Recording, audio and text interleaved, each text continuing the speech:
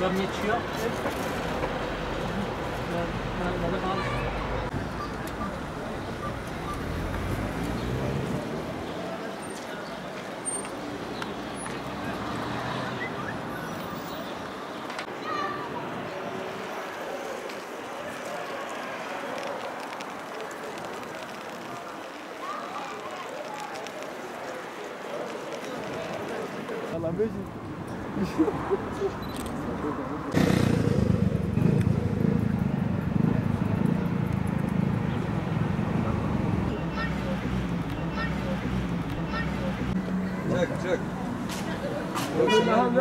Çek. Aynen röportaj da yaptım.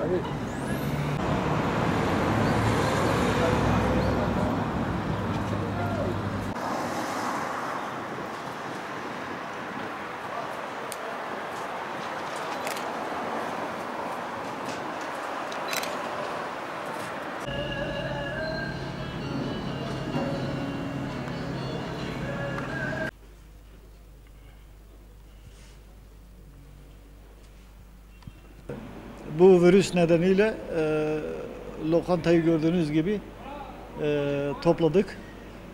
Bütün servislerimizi kaldırdık. Bu devletimizin verdiği bir karardır. Biz de bu karara uymak zorundayız. Bakalım önümüzdeki süreç neyi gösterecek. Hep birlikte ona göre hareket edeceğiz. Ticari konusunda tabii biz şu anda burası kira olarak biz yeni aldık.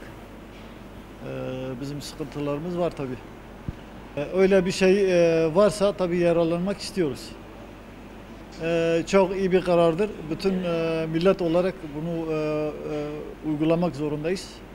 Uygulasak bir neticeye varacağız inşallah. Bir an önce bu virüsün milletimizin arasında kalkması temenni ediyoruz. Bu hastalık yüzünden karar uygun görüyorum ben. Bir an önce sağlığımıza kavuşmak istiyoruz.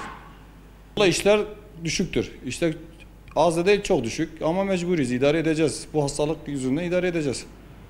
Müşteri tepkisi görmüyorum. Yalnız soğuğa çıkma yasağı gibi olmuş yani şu anda. Şu anda millet yok yani. Hepimiz destek veriyoruz çünkü. Çevredeki esnaf da iyi düşünüyor, benim gibi düşünüyor. Şu anda ben çevre üzerinde çalışıyorum zaten, esnaf üzerindeyim. Yabancı yok.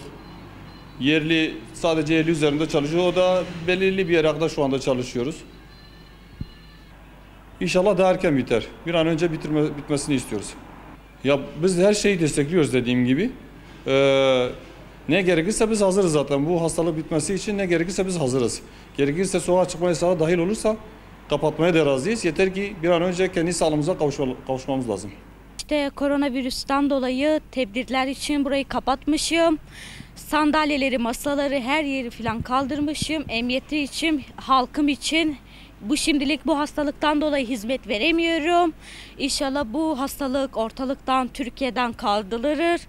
Herkes için en iyisi olur. Bunu istiyoruz. Kazasız, belasız bu hastalık başımızdan gider. Halkımız mutlu, mesut yaşar artık. Bunu istiyoruz. Zaten bundan dolayı ben hizmet veremiyorum parkımda. Allah'ın izniyle bu hastalık ortalıktan kalktığı zaman hizmeti her daim vermek istiyorum. Milletim için, halkım için, midyatım için. Az xwazim got tiştê Sağlık Bakaniyê me bêje tiştê got bêje milletê me uygulanmış şîve bibe. û vaya salê got danîne jîkê ne dewam yani tamamîlaya geçici ne bera ev yasalê me jî milletê me uymuş bibe û em rica ji milletê xwe dikin daqila ev vîrusa hena ji nav me herê bera en önemli uymuş Sağlık Bakanî bibin و اف حبه جنسالیه برای اف ملته ما بس بخوی و اف نه و ملته ما جی اف حیات قادملری جی برای سالق بقانیه ما و ترک بکی و بگری از ولا همش ونا چه بویا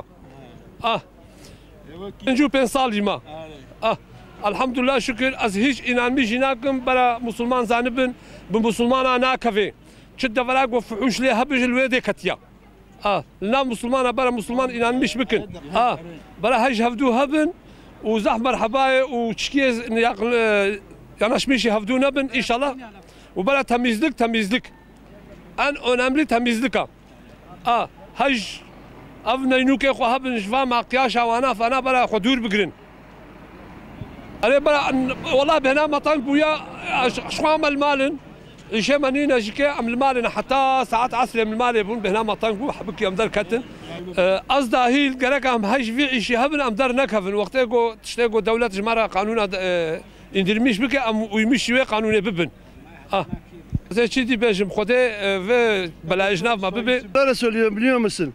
Bütün dünya Cenab-ı Allah'a yalvarsın, tövbe etsin şimdiden. Eğer bu hastalık bitmese herkes yüzüme tükürsün. Ben başka ne diye budur bu başka yani. Yok temizlikti yok. Biz zamanında çöp içinde yaşıyorduk. O zaman da bu hastalık yoktu. Bana 1 milyar borç veriyorsun. Ben ne yapıyorum? Senin paranı imha ediyorum. Paranı vermemeye çalışıyorum. Sen benimle işe geliyorsun. Ben sana 10 kuruş aşağıya çalışmama bakıyorum.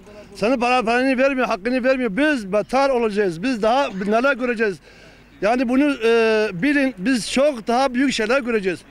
Bunu herkes bilsin. Çünkü ben bunu tavsiye ediyorum. Herkes kendi gavur Müslüman diye bir şey yok. İnsan insandır. Herkes kendi Allah'ına yalvarsın.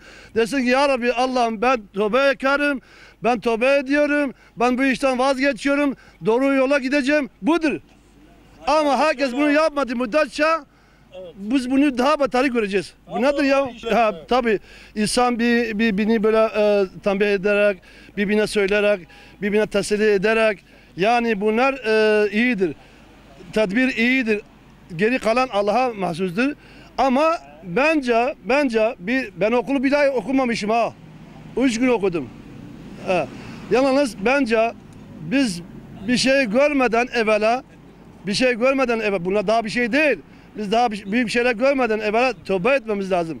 Ya gidersek gideriz zaten bu dünya kalacak değiliz baki de deriz tamam mı? Biliyorum bence diyorum ki bizi çöpe atacak kimse de bulamayız. Belki sokaklarda kokacağız. Belki sokaklarda bizi toplayacak kimse de bulamayacağız. Yani Allah'a ben 1000 kere şükür ben öyle biliyorum. Anladın mı? Ama ben diyorum ki tavsiyem herkes kendi evinde herkese tövbe ettirsin. Herkes tövbe ettirsin. Herkes Allah'ına yalvarsın. Budur. Faiz ve fuhuş ve afhamız zaten mevcut. Bu ne hatta az bir açıklamış ki. Zaten herkes içe kadar zani abi ya. Ya kaç kamle derahadır bazı bir şu kıza bak ya ne güzeldir. Ya oğlum senin kızın yok mu? Senin bacın yok mu? Yani birbirini çekiyorlar mesela kokuşalara, sokaklara fuhuş üzerine fuhuş. Biz daha neler göreceğiz? Daha bunlar bir şey değil. Bunun abi faizli her şeysi çoğalmış gidiyor arkadaşım. Yani tekstilde çalışıyorum. Bu koronavirüs hakkında bir çalışan olarak neler söylüyorsunuz? Şu an çok üzgünüm. Üzülerek söylüyorum. Söyleyeceğim şeyler hem devletimize hem bu iş adamlarımıza. Şu an ben çalıştığım yerde 60-70 kişi çalışıyoruz. Ama birimizde bir önlem yok. Ne bir maske, ne bir hijyen. Hepimiz yan yanayız, içeceğiz, iç içe yemek yiyoruz. Aynı tabakta yemek yiyoruz. Aynı bardakta su içiyoruz. Yani gerçekten şu an camiler yasaklandı. Evet çok mantıklı. Ama 5 dakikalığına gidip camiye temizlenip gidiyoruz. O yasaklanıyor ama iş yerine hijyen yok, temizlik yok. O mikropun içinde çalışıyoruz. Onunla ilgili hiçbir önlem yok. Şu an gerçekten devletimiz yani ne yapmaya çalıştığını anlamıyor. Tamam yapıyor, mücadele ediyor ama bu tür şeyleri yani şu an vaka sayısı 1000'e yükselmiş. Yani hepsinin ölmesini mi bekliyor? İlla ki bu tür önlemleri almak için. Bu şeyler gördüğümüz için artık biz de umursamıyoruz. Peki neler yapılması istiyorsun? Neler yapılması yani bu ciddi bir sorun mesela. Bu konu hakkında mesela devletimiz yardım yapması lazım. İmkan sağlaması lazım ki işverenler de mesela ona göre bize imkan tanıması lazım. Gerekirse mesela eve göndersin hatta hijyen olarak temizliğini yapsın, maskeler dağıtsın.